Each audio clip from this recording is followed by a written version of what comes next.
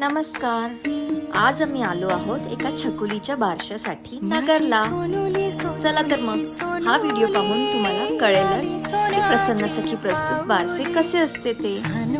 तुम्हालाही तुमच्याकडे अशाच काही इव्हेंटसाठी प्रसन्न सखीला बोलवायचे असेल तर आम्हाला नक्कीच कॉन्टॅक्ट करा. धन्यवाद.